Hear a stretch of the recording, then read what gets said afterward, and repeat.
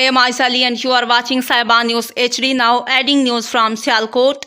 Foundation stone laid for District Armed Services Board office, a significant step towards resolving issues of retired soldiers and martyrs' families. Director General of Pakistan Armed Services Board, Major General Nair Nasir Hilal Imtiaz Military, laid the foundation stone for the District Armed Services Board office in Sialkot. The establishment of this office aims to assist retired military personnel, the families of martyrs and disabled former soldiers in resolving issues related to pensions, financial aid, medical facilities, legal assistance and other concerns.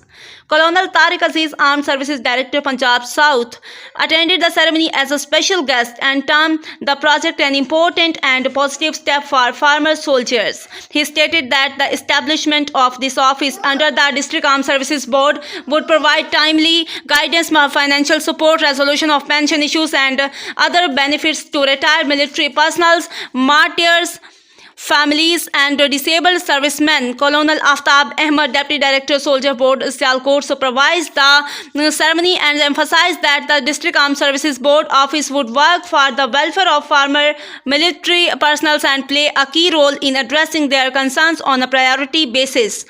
The event was attended by military and social figures, the station commander of Sialkot and other distinguished guests.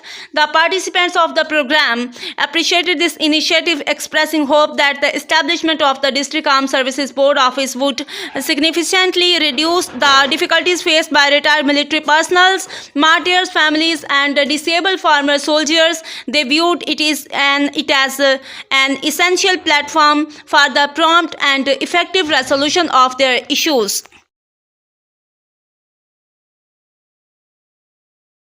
More updates, connect with Saiban News HD.